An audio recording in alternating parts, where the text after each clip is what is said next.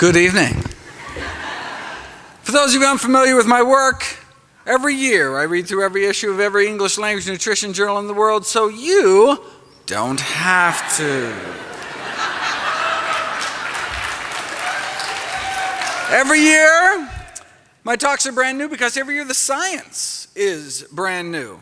I then compile the most interesting, most groundbreaking, most practical findings to new videos and articles I upload every day to my nonprofit site, nutritionfacts.org.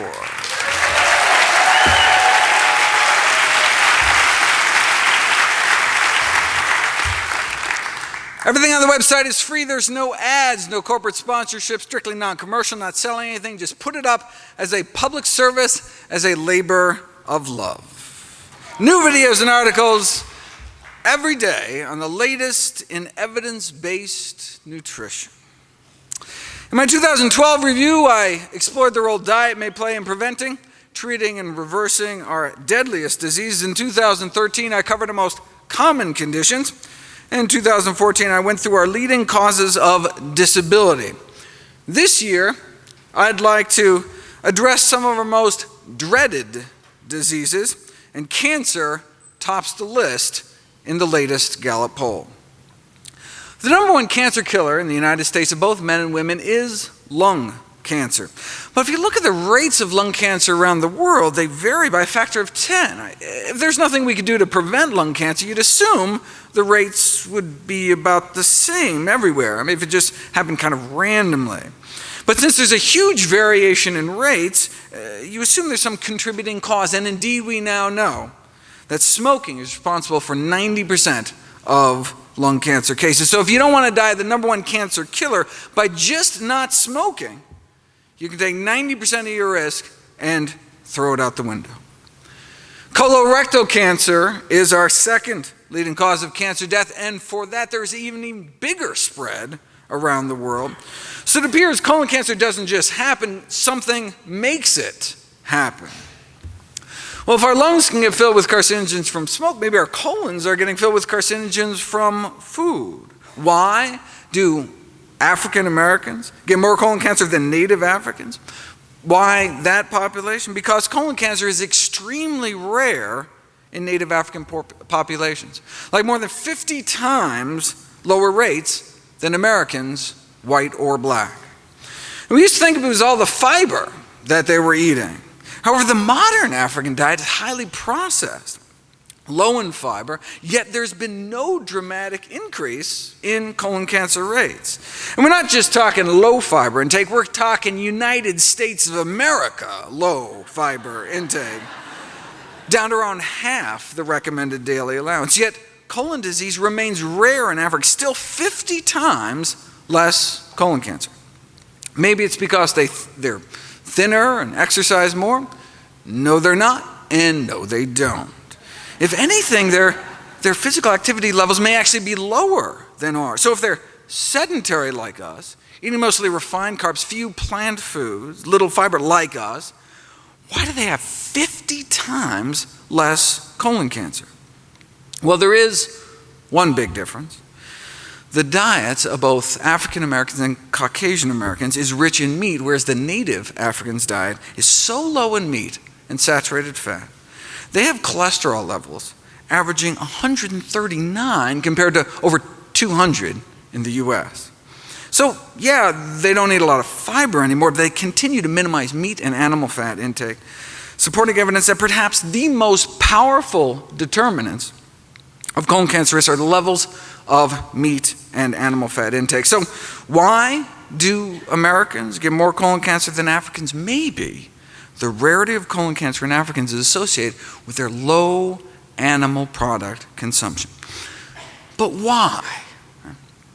Did you ever see that takeoff of the industry slogan, beef, it's what's for dinner? Beef, it's what's rotting in your colon. And I remember seeing that on a shirt with some friends, and I was such the party pooper, no pun intended, explaining that no, meat is completely digested in the small intestine, never makes it down to the colon, no fun hanging out with biology geeks. But it turns out I was wrong. It turns out up to 12 grams a day of protein can escape digestion, and when it does, it reaches the colon, it can be turned into toxic substances like ammonia. This degradation of undigested protein in the colon is called putrefaction, right? So a little meat can actually end up putrefying in our colon.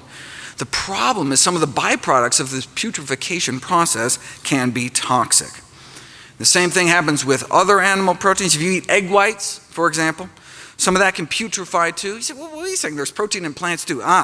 The difference is that animal proteins tend to contain more sulfur-containing amino acids like methionine, which is found concentrated in fish and chicken, than eggs, less in dairy and beef, but much less in plant foods, which can be turned into hydrogen sulfide in the colon, the rotten egg gas that doesn't just smell bad, but can produce changes in the colon that increase cancer risk.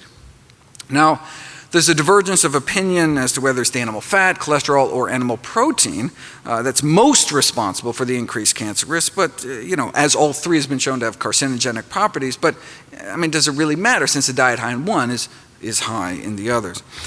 But the protein does more than just putrefy, though. Animal protein consumption causes an increase in blood levels of cancer-promoting growth hormone called IGF-1.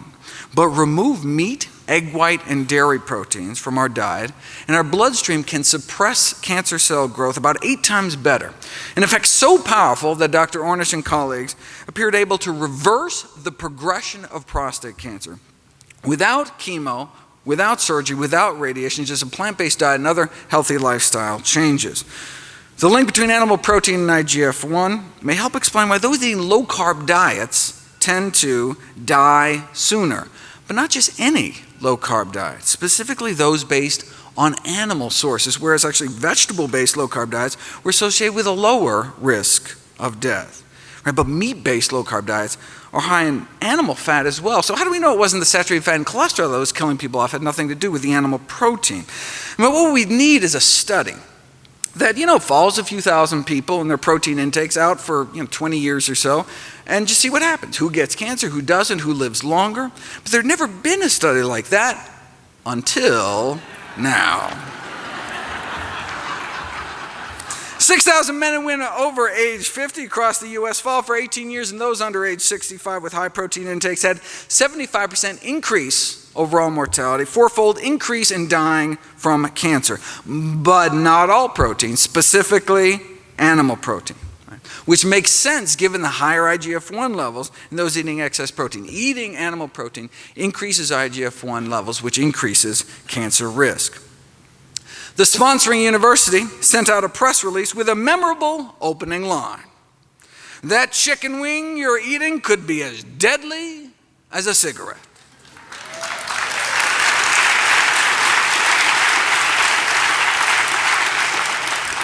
Explaining that eating a diet rich in animal protein during middle age makes you 4 times more likely to die of cancer, a mortality risk factor comparable to smoking. Look, almost everyone's going to have a cancer cell or a precancerous cell in them at some point. The question is, does it progress?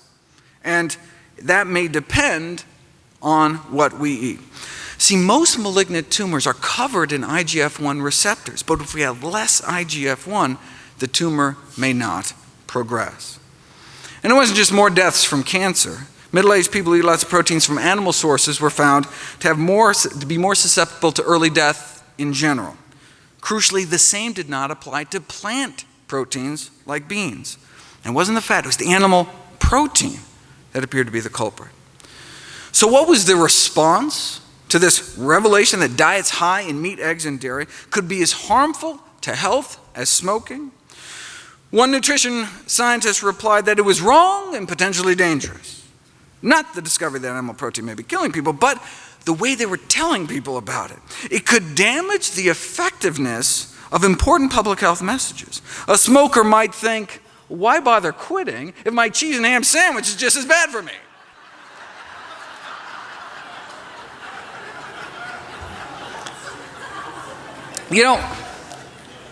That reminds me of a famous Philip Morris cigarette ad that tried to downplay the risks by saying that you think secondhand smoke is bad, increasing the risk of lung cancer 19%, drinking 1 to 2 glasses of milk every day may be 3 times as bad, 62% increase lung cancer risk. Or doubling the risk frequently cooking with oil. Or tripling your risk of heart disease eating non-vegetarian. Or multiplying your risk 6-fold eating lots of meat and dairy. So they conclude, let's keep some perspective.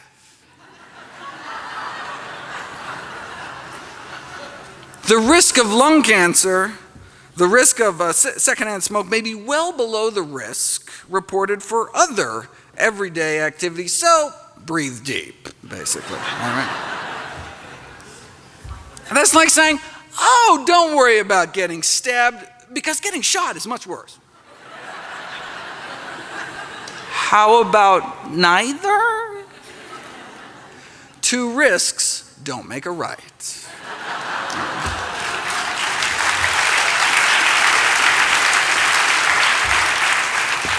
Though you'll note when Philip Morris bought Kraft, they stopped throwing dairy under the bus. So,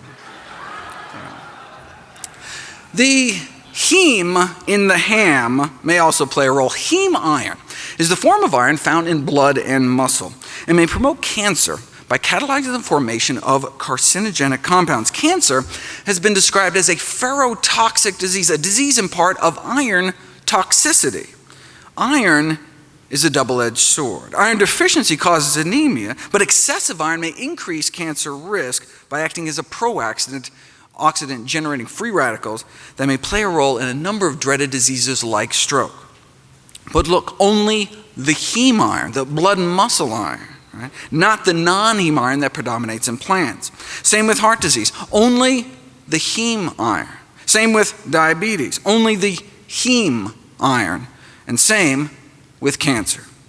In fact, you can actually tell how much meat someone is eating by looking at their tumors.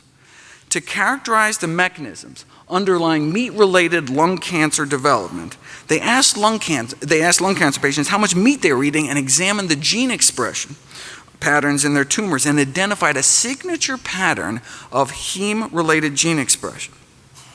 Though they just looked at lung cancer, they expect these meat-related gene expressions, changes to occur in other cancers as well.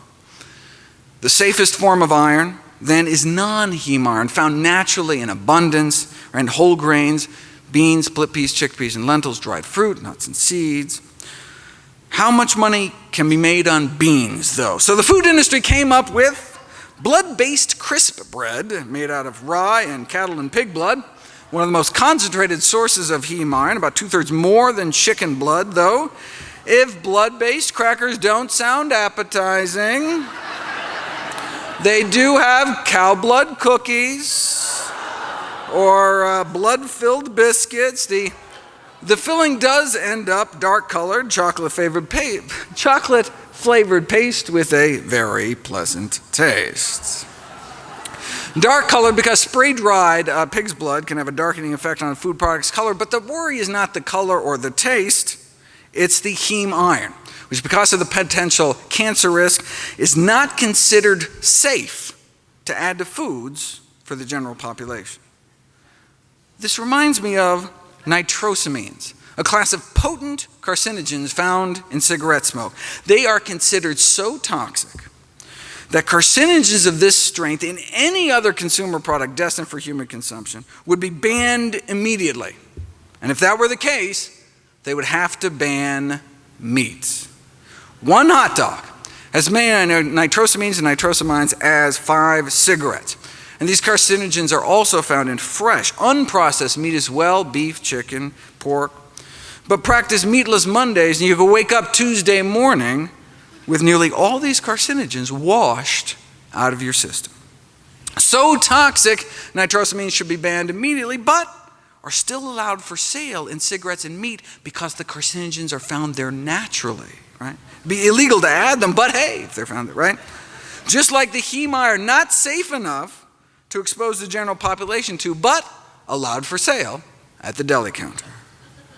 The irony is that the iron and the protein are what the industry boasts about, right? Those are supposed to be the redeeming qualities of meat, right? Protein and iron. But sourced from animal foods may do more harm than good. And that's not to mention all the other stuff, like the saturated fat and industrial pollutants and hormones that may play a role in our third leading cancer killer, breast cancer. Steroid hormones are unavoidable in food of animal origin, but cow milk may be a particular concern. The hormones naturally found in even organic cow's milk may have played a role in the studies that found that a relationship between milk and dairy products with human illnesses, not just like teenagers' acne, but prostate, breast, ovarian, and uterine cancers, many chronic diseases plaguing the Western world, as well as male reproductive disorders, from an increased risk of early puberty all the way to endometrial cancer in older women. But hormonal levels in food could be particularly dangerous in the case of vulnerable populations such as young children and pregnant women, in which even a small hormonal intake could mean a large change in metabolism. Look, dairy milk evolved to put a few 100 pounds onto a calf, right? But the consequences of a lifetime of human exposure to growth hormones in milk has not been well studied. Look, we know milk consumption increases IGF-1, which is linked to cancer, and we're milking cows while they're pregnant, leading to particularly high levels of hormones. Although dairy products are an important source of hormones, other products of animal origin must be considered as well. This could explain why women can cut their breast cancer risk more than half by not just being normal weight and limiting alcohol, but also eating mostly foods of plant origin. Now, to help differentiate the effects of diet from other behaviors like smoking, drinking on overall cancer incidence, Adventists were compared to Baptists. Now, both discourage alcohol and tobacco, but Adventists go further, encouraging reduction of meat. In general, the Adventists had less cancer than the Baptists, and within Adventist populations, the vegetarians did even better, and those eating the most plant-based did the best. All edible tissues of animal origin contain estrogen. This may explain why women avoiding all animal products have a twinning rate, which is 1/5 that of vegetarians and omnivores. It appears vegan women have 5 times fewer twins, presumed to be because they're not exposed to all these hormones in the diet. Now, why is that a good thing? Because twin pregnancies can unfortunately be risky pregnancies for both mom and the babies, which may be 10 times more likely to die at birth. To avoid these complications, women attempting conception may want to consider avoiding milk and dairy products. And this isn't even talking about the synthetic hormones that are injected, implanted, and fed into farm animals. In 1979, an epidemic of breast enlargement was noted in Italian children. Poultry or veal was suspected because they were using estrogens to accelerate weight gain. So after this episode, Europe banned the use of anabolic growth promoters in agriculture and banned the importation of American meat ever since, because we continue to inject animals with drugs like Zeranol, sold as Ralgro Magnum. You drip Zeranol-containing blood from implanted cattle onto normal breast cells, human breast cells in a petri dish, and you transform them into breast cancer cells within 21 days. Okay, but people aren't petri dishes. Because these anabolic growth promoters in meat production are by far the most powerful, potent hormones found in human food, we really should be testing people, especially children, before and after eating meat. Until we do that, we really don't know what kind of threat they pose. Though the fact that Zeranol is as potent as DES should concern us. DES is another synthetic estrogen marketed to pregnant women, all pregnant women, until 1971, when it was shown to cause cancer of the vagina in their daughters. But it was also used in meat. In the absence of effective federal regulation, the meat industry uses hundreds of animal feed additives with little or no concern about the cancer-causing and other toxic effects. Illustratively, after decades of misleading assurances about the safety of DES in the meat supply, we finally banned it some 40 years after it was already shown to cause cancer. The meat industry then promptly switched to other potentially carcinogenic additives such as this Ralgro Magnum. When girls started dying of vaginal cancer, DES-treated meat was subsequently banned in Europe. However, misleading insurances, including the deliberate suppression of residue data, managed to delay a U.S. ban on DES in the meat supply for another 8 years. Where are we today? Virtually the entire U.S. population consumes without any warning, label, or information unknown, unpredictable amounts of hormone residues in meat products over a lifetime. If all hormonal and carcinogenic feed additives aren't banned immediately, the least we could do is label them. Label the hormone residue levels in all meat products, including dairy and eggs. Speaking of eggs, the next on the dreaded list of diseases is heart disease. Eggs are the #1 source of choline, which can be converted by gut bacteria into a toxin that increases the risk of stroke, heart attack, and death. Eggs are also the #1 source of cholesterol. Why does it matter if we have lots of cholesterol circulating throughout our bloodstream? Cholesterol doesn't just infiltrate our arteries and help that form those inflamed pockets of pus within our arterial walls, but may play an active role in the final fatal plaque rupture.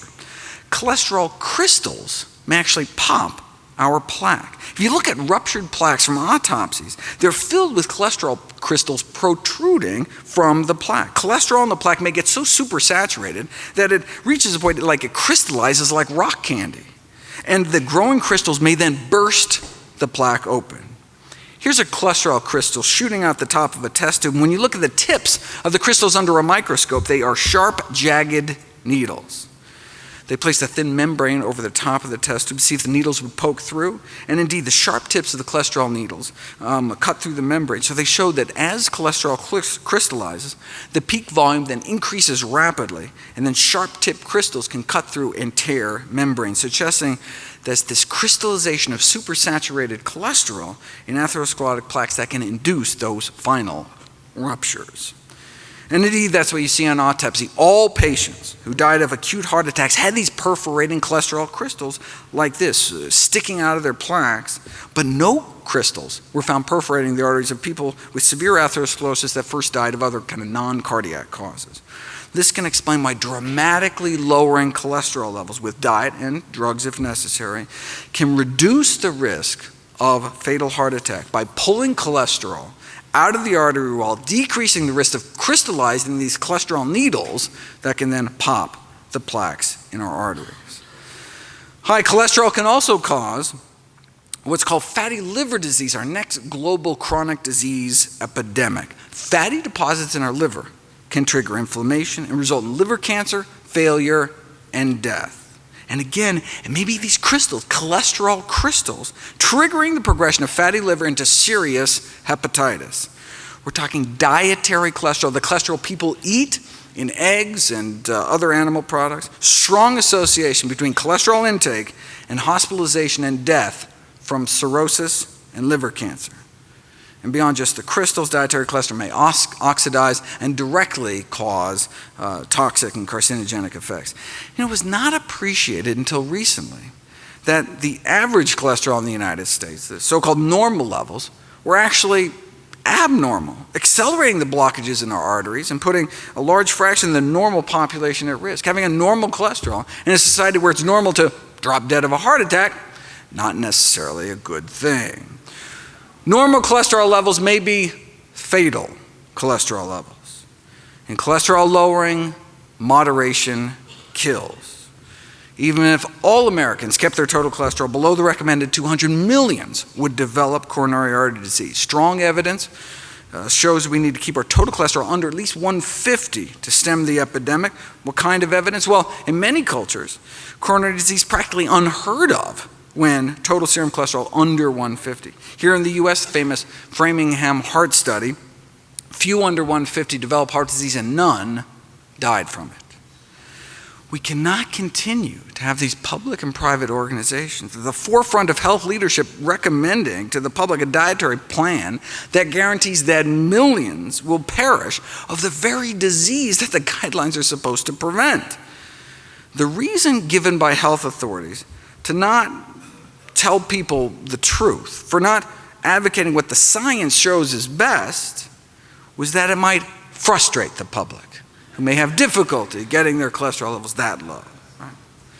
But the public's greatest frustration might come from not being informed of the optimal diet for health.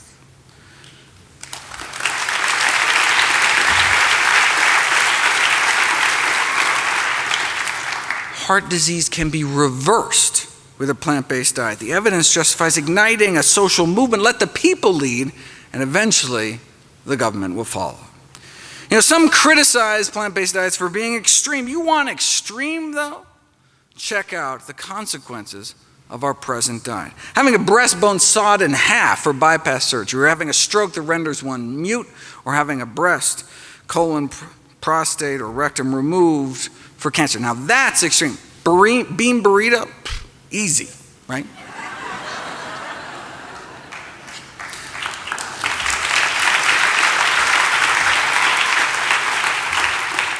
Instead of just bypassing the problem, literally, you can treat the cause. Arrest and reverse heart disease, our number one killer, with a whole food, plant-based diet. Next on the list is arthritis, such as rheumatoid arthritis, chronic inflammatory systemic disorder causing progressive destruction of the joints. As many as 80% become disabled, can cut 18 years off one's lifespan. There are drugs, but unfortunately they're often associated with severe side effects: blood loss, bone loss, immunosuppression, toxicity to liver and eyes. There's got to be a better way. Well, populations that eat more meat do seem to have more rheumatoid arthritis, and there have been some dramatic case reports of rheumatoid arthritis attacks being triggered by consumption of animal products, starting about 6 to 10 hours after ingestion of animal protein, lasting a few days, but they stop when patients stop consuming animal products. The researchers suggest that immune complexes formed by the body attacking animal proteins may promote autoimmune reactions inside the joints themselves. And indeed, those with rheumatoid arthritis have striking elevations in antibodies to foods like fish, pork, egg whites, dairy proteins, and even some cereals. It could also be because of a pro-inflammatory effect of meat fats or free radicals from the iron accumulating in the joints or other mechanisms. But look, case reports, country-by-country analyses can really only raise questions. Right? To prove cause and effect, you need an interventional study to put it to the test. Here we go. 13-month long randomized controlled trial, plant-based diets for rheumatoid arthritis. Patients put on a vegan diet for 3.5 months and then switched to an egg-free vegetarian diet for the remainder. Compared to the control group that didn't change their diet, the plant-based group significant improvement in morning stiffness within the first month, cutting the number of hours they suffered from joint stiffness in half, a drop in pain, a drop in disability. They reported subjectively just feeling better, significant improvement in their grip strength, fewer tender joints, fewer tenderness per joint, and less swelling. They also had dramatic drops in inflammatory markers in the blood, SED rate, C-reactive protein, white count, highly significant and clinically relevant findings. What about osteoarthritis, most frequent cause of physical disability among older adults, affecting about 20 million Americans, affecting maybe 20% of Americans in the coming decades, becoming more and more widespread among younger people. You know, osteoarthritis is characterized by loss of cartilage within the joint. And we used to think there was just kind of wear and tear, but it's now generally accepted it's an active joint disease with an inflammatory component. So if the loss of cartilage is caused by inflammation, maybe if we put people on an anti-inflammatory diet, it could help, like with rheumatoid arthritis. Using optimal nutrition and exercise as a first-line intervention could well be the best medical practice. So where's the best science on what optimal nutrition might look like? The China study is a prime example, showing the serious health consequences. The serious health consequences of high consumption of pro-inflammatory foods, meat, dairy, fat, and junk. and low consumption of anti-inflammatory plant foods, right? Whole grains, vegetables, fruits, beans, split peas, chickpeas, lentils. The unnatural Western diet contributes to this low-grade systemic inflammation, oxidative stress, tissue damage, irritation, placing the immune system in this kind of overactive state, which can be kind of a common denominator for these conditions like arthritis. Next on the list is stroke and high blood pressure. We go together because high blood pressure, number one, risk factor for stroke. The PREDIMED study found that a Mediterranean diet with nuts could cut stroke risk nearly in half, though they were still having strokes, right? Half as many strokes, but it was still a stroke-promoting diet. And heart attack promoting as well. So that's what Dr. Ornish noted when he wrote in, no significant reduction in the rates of heart attack, death from cardiovascular disease, death from any cause, just that stroke benefit. But hey, I mean, that's something. I mean, Mediterranean diet is certainly better than what most people are consuming, but even better, maybe a diet surrounding whole plant food shown to actually reverse heart disease, not contribute to it. That may be true, the authors of the study reported, but the major problem with Ornish's diet is it just doesn't taste good, so hardly anyone sticks to it. But it's not true. Ornish got extraordinary adherence in his studies, with no difference in any of the acceptability measures, same enjoyment compared to their regular diet. They even had success in barbecue country, rural North Carolina. See, stricter diets may meet greater acceptance among patients than more modest diets because they may work better. Greater adherence means greater disease reversal. But you don't have to be facing certain death. Even those young and healthy, no health problems, had no problem sticking to a plant-based diet. In fact, it worked a little too well. This is a crossover study where they asked people to eat a plant-based diet for a few months and then go back to their original diet to note the contrast, right? But people felt so good eating healthy. Some of them refused to go back to their regular diet, which kind of, it actually messes up the study.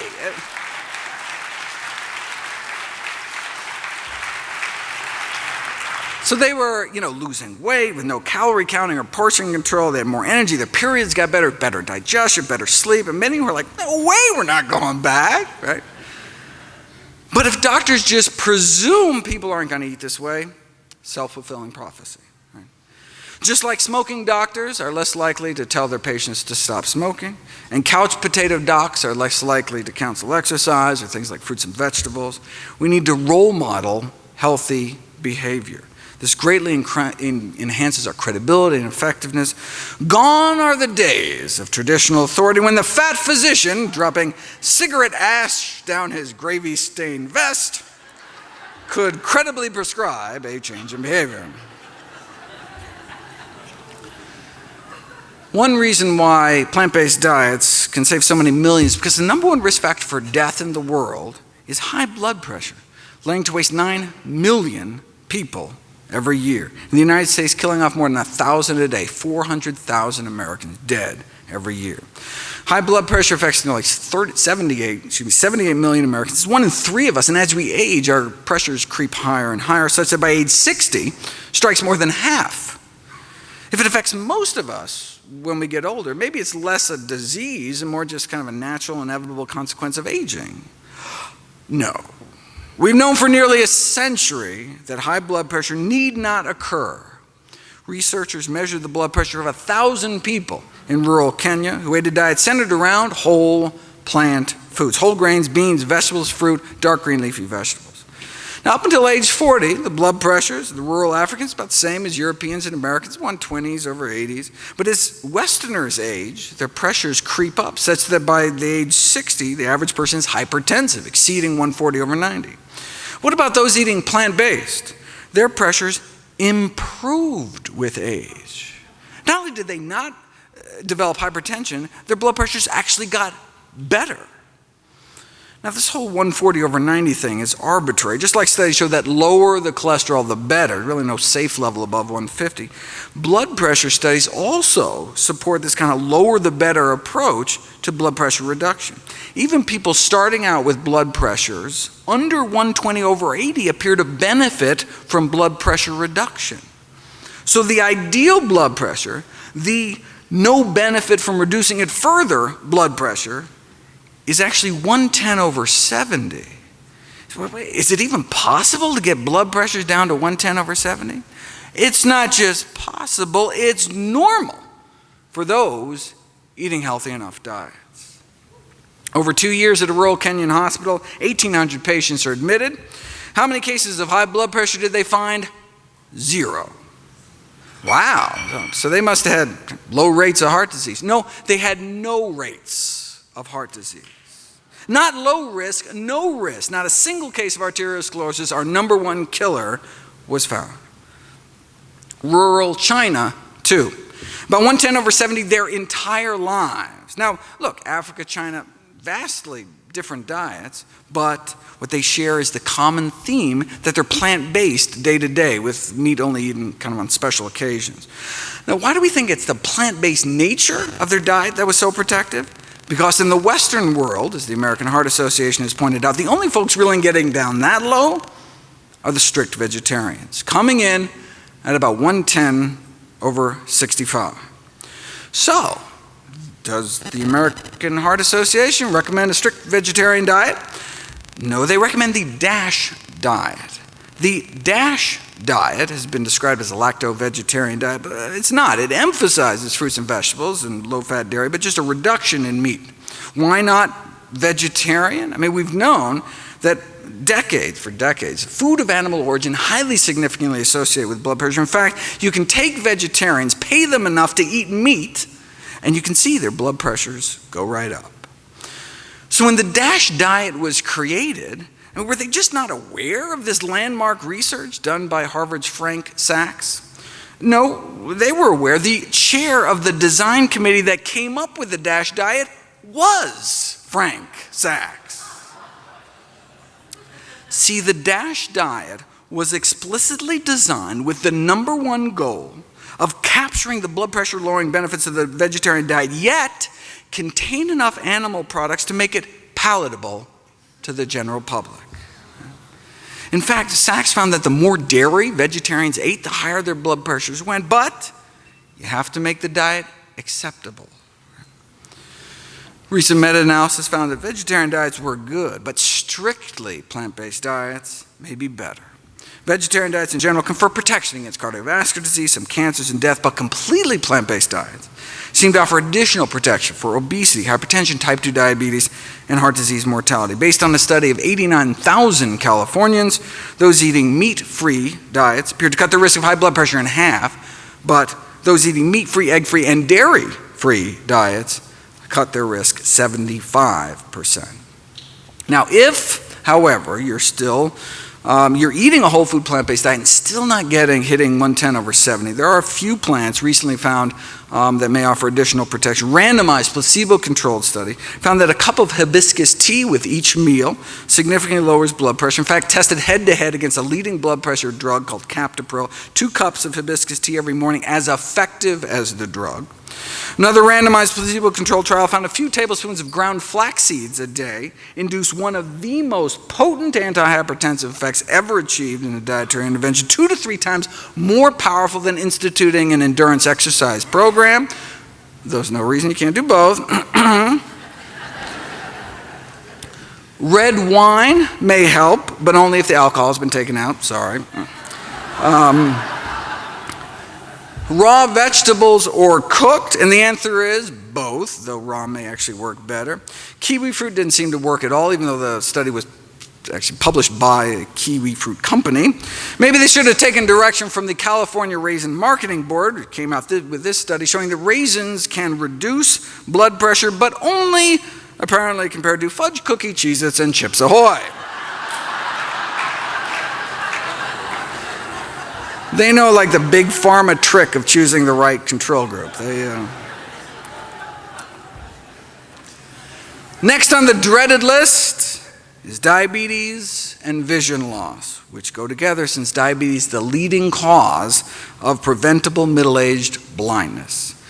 Even with intensive diabetes treatment, at least 3 injections of insulin a day, or these implantable insulin pumps, the best we can offer is usually just a slowing down of the progression of your disease. We can slow down your blindness with modern medicine.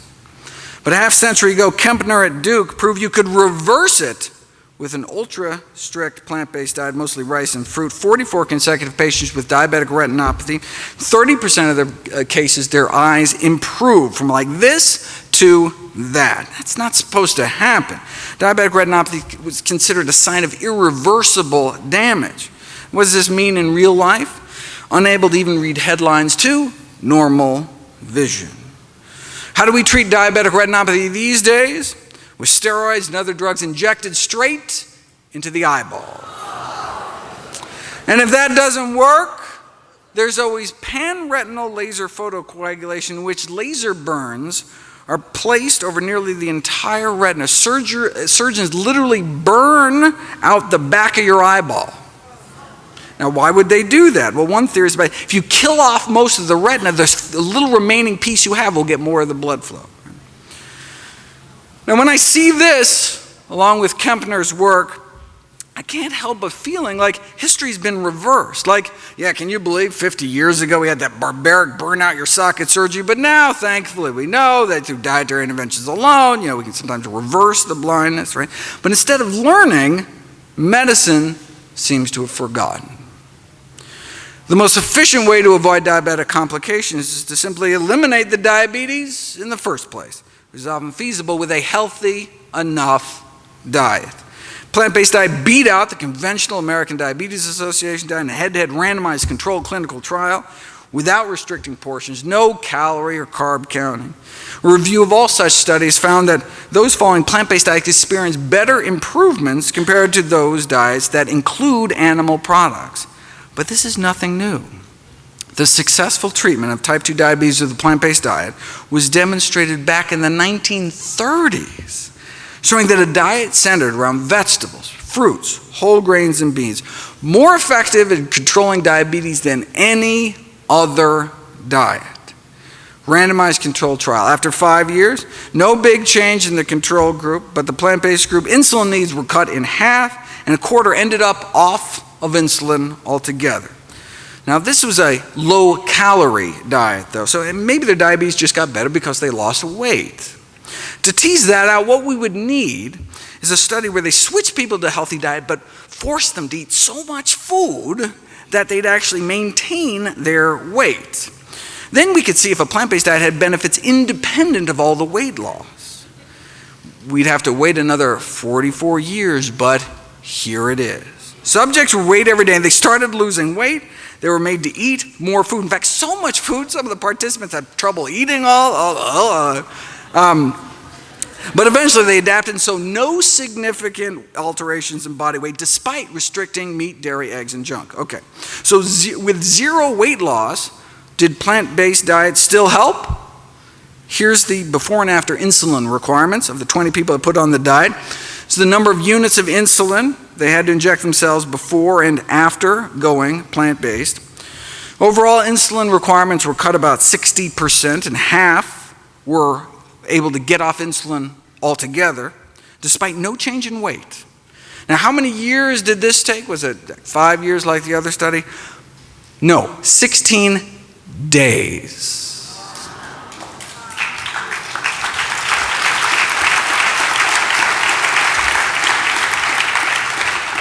So we're talking diabetics who have had diabetes for as long as 20 years, injecting as much as 20 units of insulin a day, and then as few as 13 days later, they're off insulin altogether, thanks to less than 2 weeks of a plant-based diet. Diabetes for 20 years, then off all insulin in less than 2 weeks.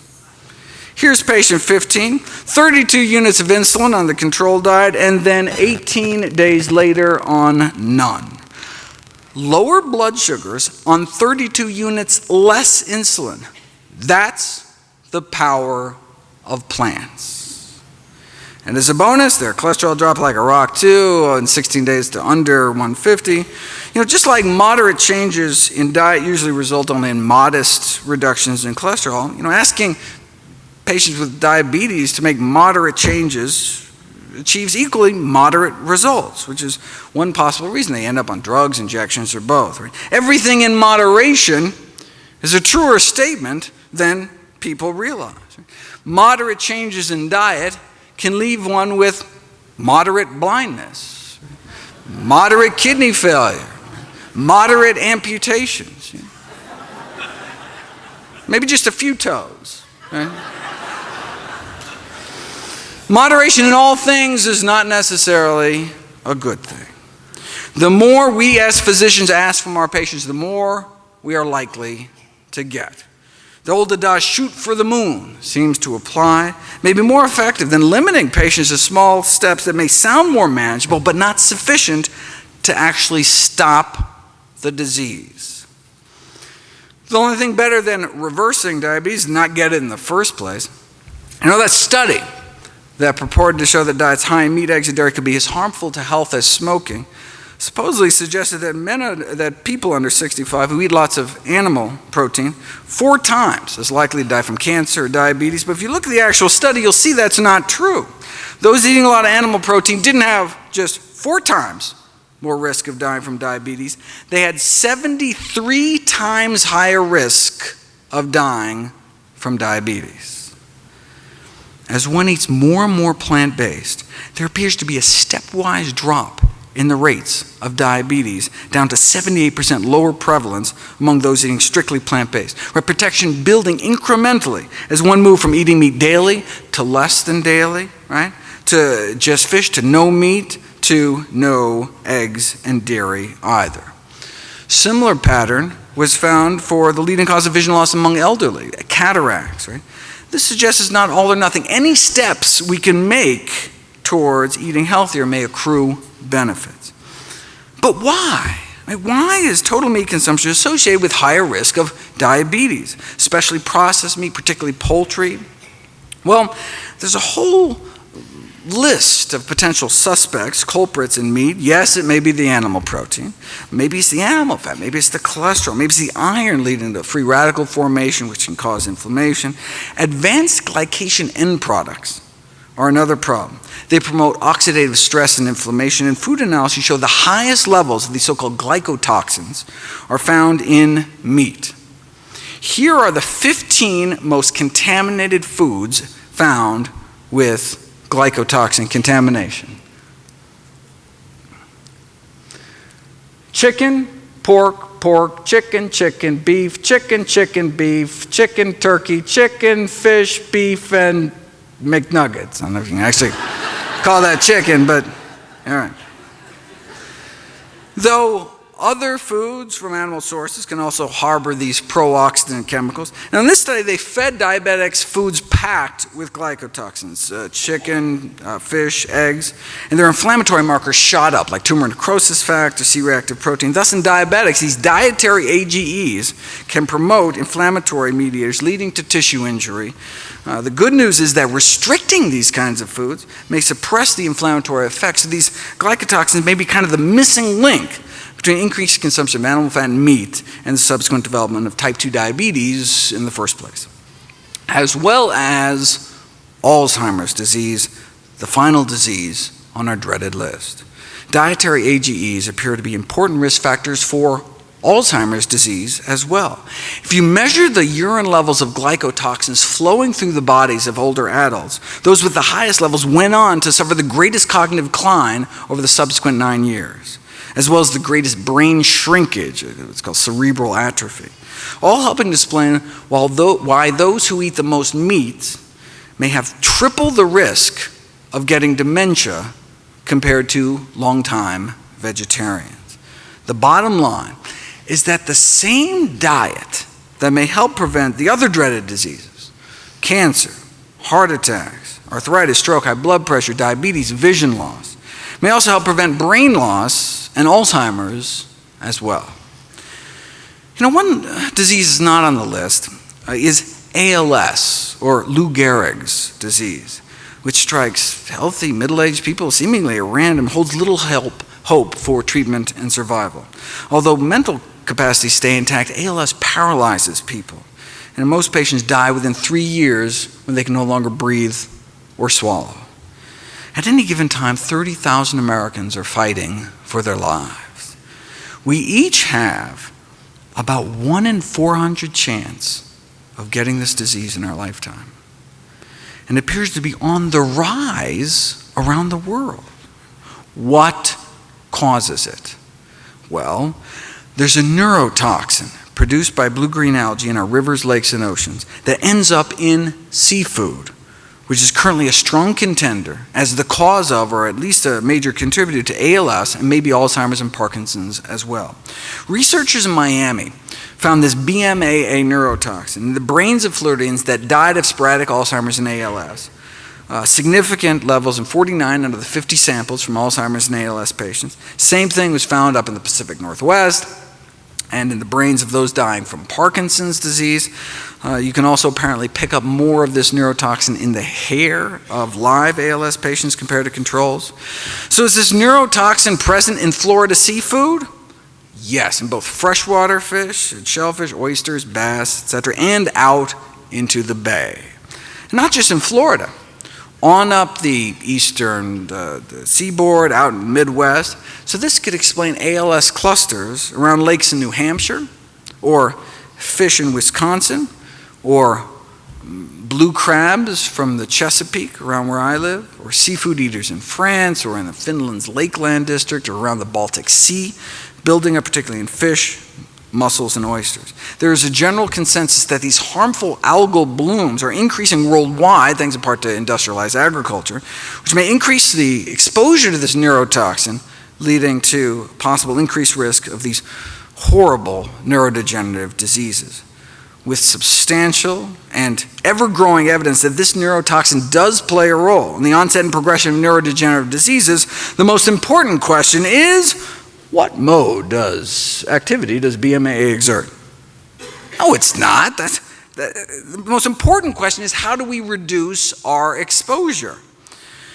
We know the presence of this neurotoxin in aquatic food chains could be a significant human health hazard, so until more is known, it may be prudent to reduce our risk by limiting exposure to BMAA in the human diet. Now, there are neurotoxins in the dairy supply too, which may explain the link between milk consumption and Parkinson's. High levels of organochlorine pesticide residues are found in milk and the brains of Parkinson's patients. And other pollutants like tetrahydroisoquinoline, which is actually what scientists use to try to induce the disease in primates found in the milk supply, particularly cheese. So maybe the dairy industry should do these toxin screenings of milk. Good luck with that. You could always just not drink the stuff, but then what about your bones?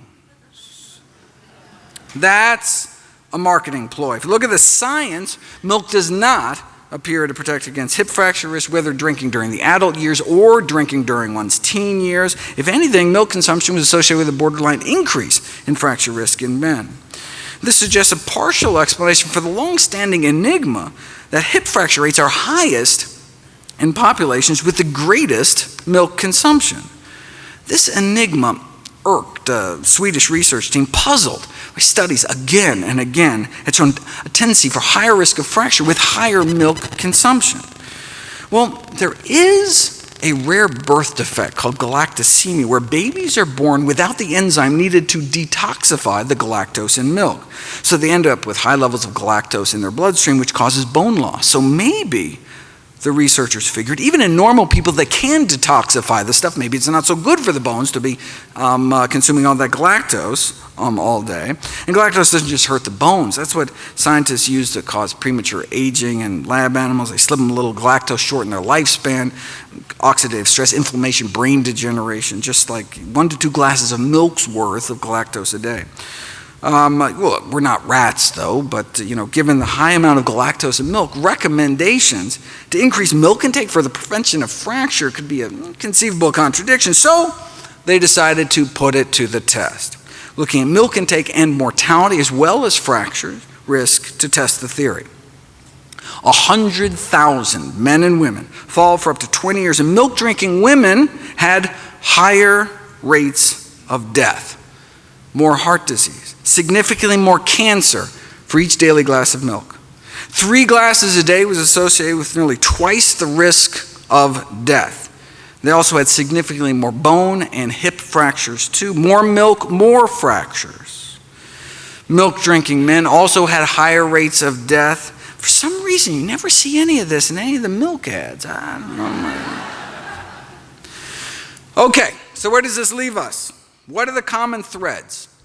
If you look at 4 of the major dietary quality scoring systems, which have all been associated with extending lifespan, less heart disease, less cancer, they all share only 4 things in common. What are those 4 things? More fruit, more vegetables, more whole grains, more nuts and beans. They're all built around a common core of diets rich in plant foods, where the opposite food patterns, Western diet, higher risk. So we need to optimize the food environment to support whole grains, vegetables, fruit, and plant-based sources of protein.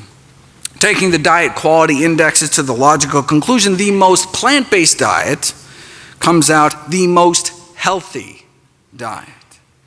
But again, it doesn't have to be all or nothing. I mean, we now have evidence that simple advice to increase the consumption of plant foods and decrease the consumption of animal foods actually has a survival advantage.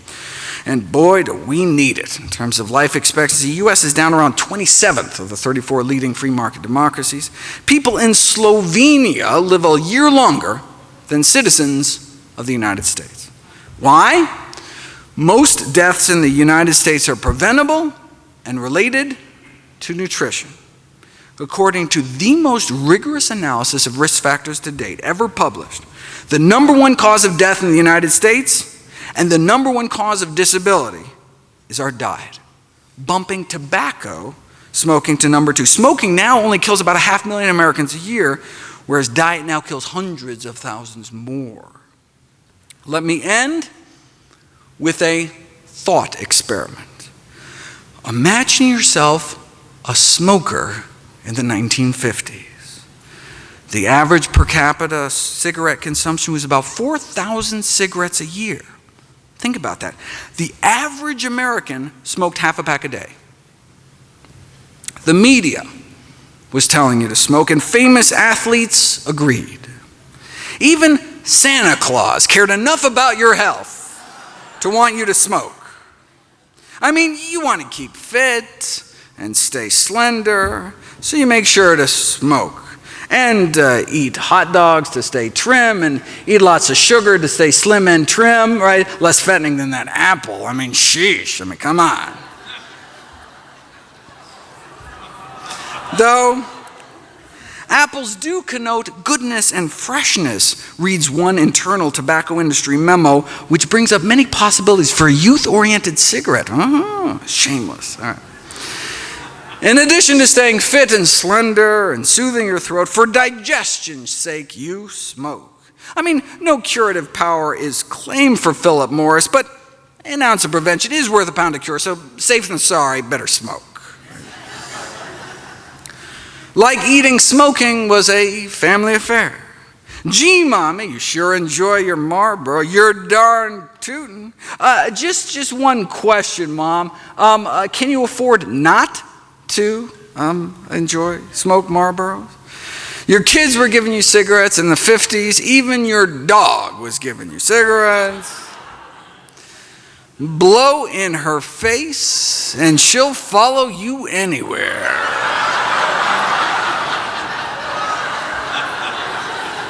After all, they're so round, no woman ever says no to Winchester. They're so round, so fully packed.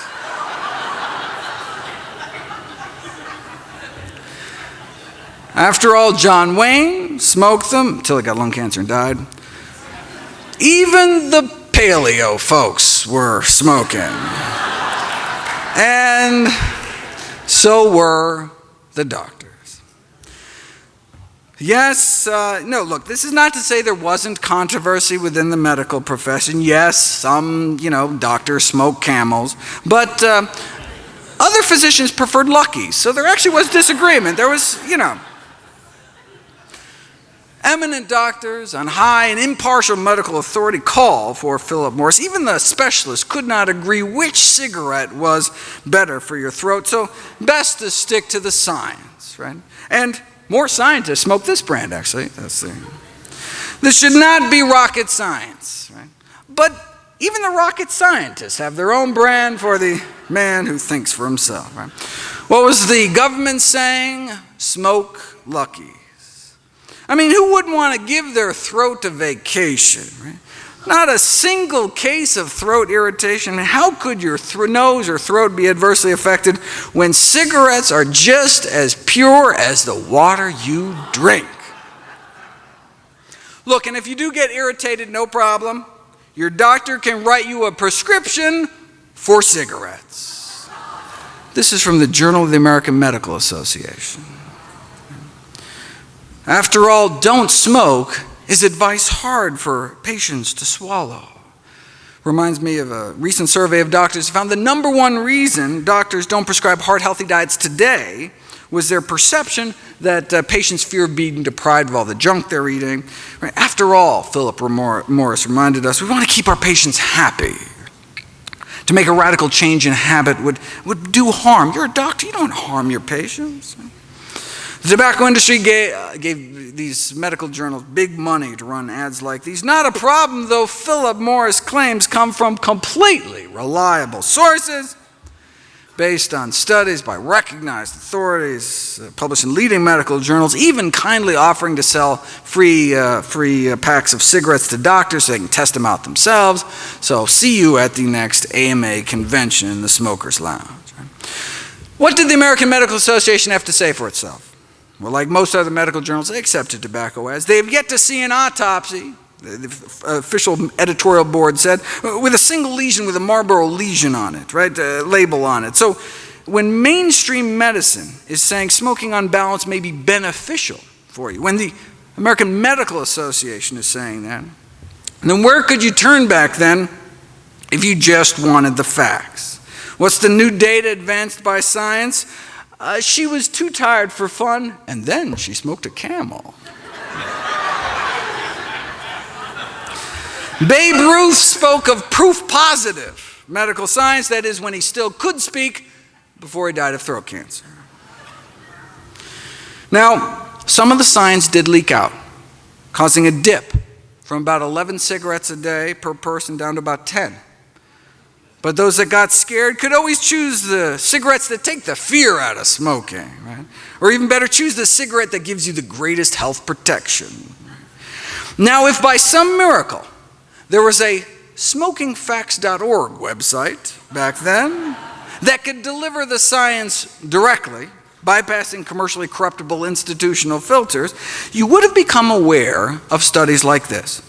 An Adventist study in California in 1958 that showed that non-smokers may have at least 90% less lung cancer. But this wasn't the first. When famed surgeon Michael DeBakey was asked why his studies published back in the 30s linking smoking and lung cancer were ignored, he had to remind people what it was like back then. We were a smoking society. It was in the movies. Medical meetings were one big haze of smoke. It's like debates over cigarettes and lung cancer in Congress taking place in smoke-filled rooms, right? It makes me wonder what they serve at the Dietary Guidelines Committee breakfast buffets to this day, right?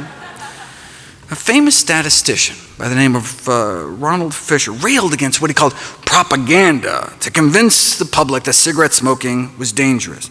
He made invaluable contributions to the field, but his analysis of lung cancer and smoking was flawed by an unwillingness to examine the entire body of data available.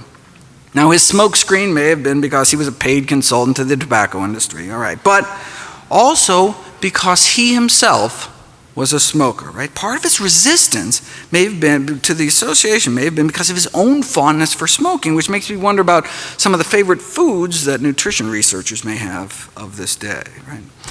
You know, it always strikes me as ironic that when vegetarian researchers come out forward and list their diet as a potential conflict of interest, whereas not once in the 70,000 articles on meat in the medical literature have I ever seen a researcher disclose their non-vegetarian habits, right?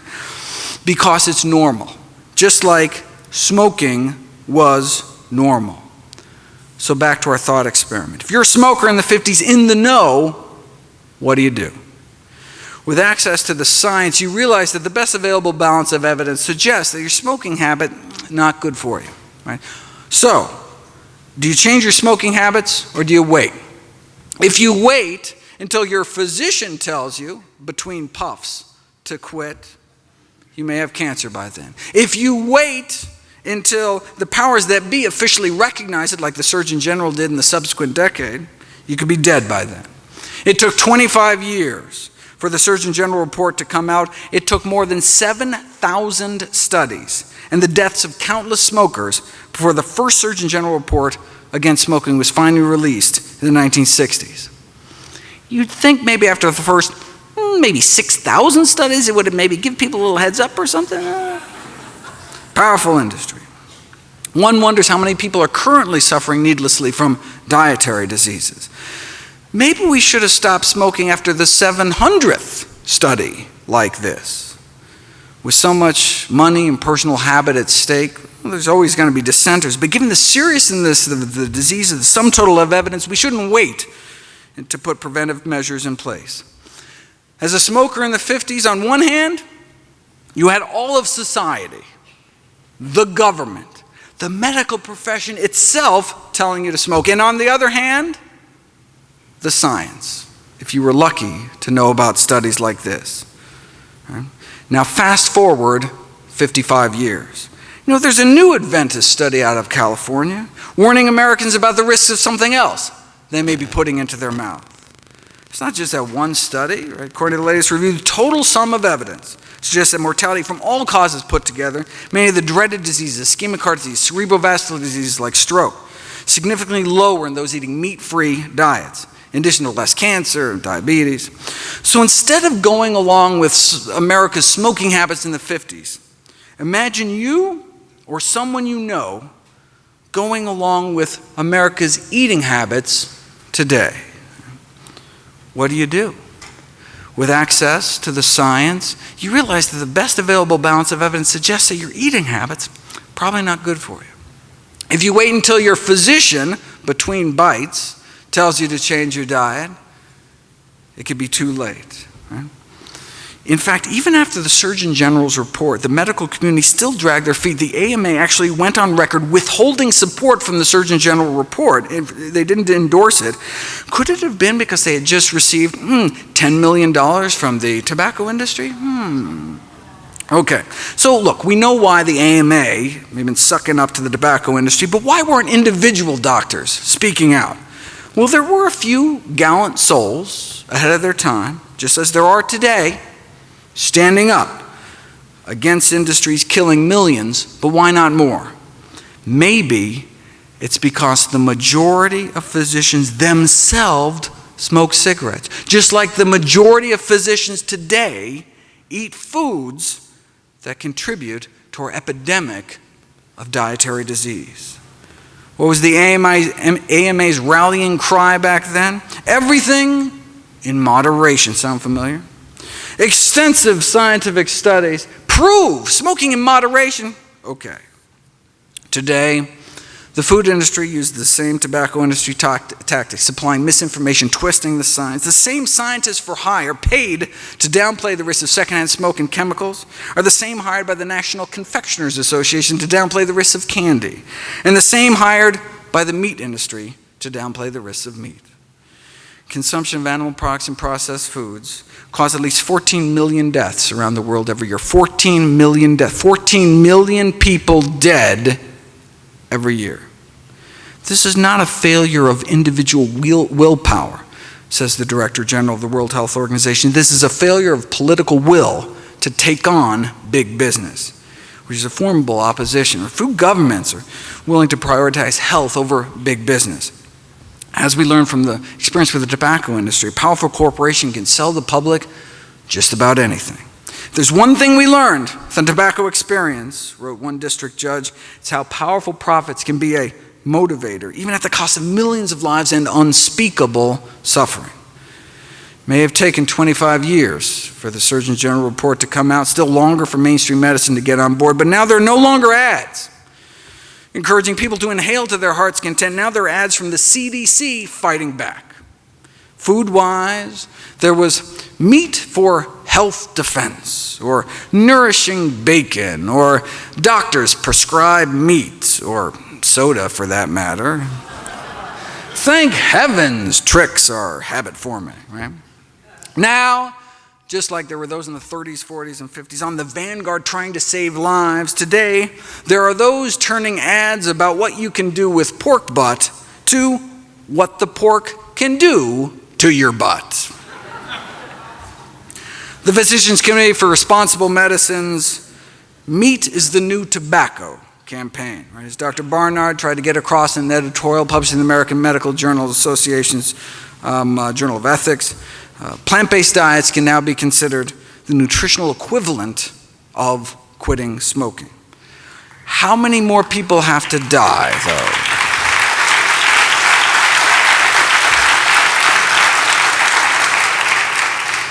How many more people have to die before the CDC encourages people not to wait until open heart surgery to start eating healthy as well? How long is that going to take, though? Just like we don't have to wait until our doctors quit smoking to quit ourselves, we don't have to wait until our doctor takes a nutrition class or cleans up their own diet before changing our own eating habits. Look, it's not your doctor's fault, right? Writes a group of prominent physicians. There is a severe deficiency of nutrition education at all levels of medical training, right? We just never taught it, right? We know a whole food, plant-based diet has been proven to reverse our #1 killer, protect against type 2 diabetes and cancer. So how has this knowledge affected medical education? It hasn't. Despite the neglect of nutrition and medical education, the public considers physicians to be trusted sources. But if doctors don't know what they're talking about, they could be contributing to diet-related diseases. To stem the surging tide of chronic illness, physicians need to become part of the solution, but we don't have to wait for that to happen. No longer do patients have to be so patient. Doctors no longer hold a professional monopoly on health information. It's been a democratization of knowledge, right? And so until the system changes, we have to take responsibility for our own health and for our family's health. Right? We can't wait for society to catch up to the science because it's a matter of life and death. In 2015, Dr. Kim Williams became president of the American College of Cardiology. He was asked why he follows his own advice to eat a plant-based diet. He said, "I don't mind dying," Dr. Williams replied. "I just don't want it to be my fault." Thank you.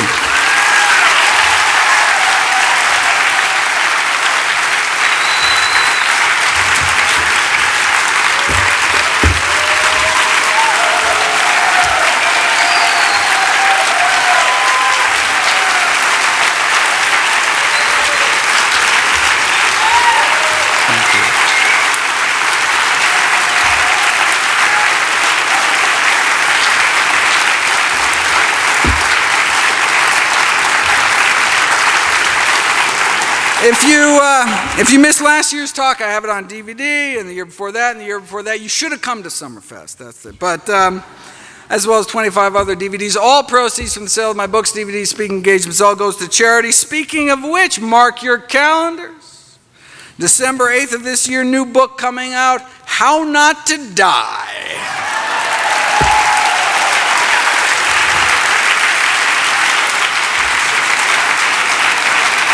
December 8th, very excited about not only a compilation of all my work with all the science, thousands of citations, but also a practical guide. I go through my kind of daily dozen checklist of all the things. I try to include my own diet, how much greens to eat, how much beans to eat, how much exercise, how much sleep.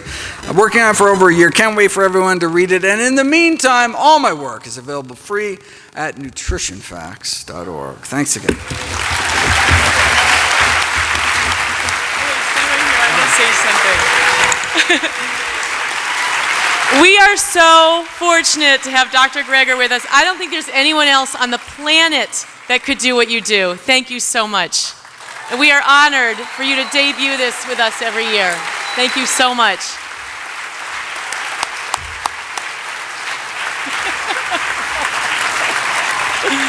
See everyone over at the LLC.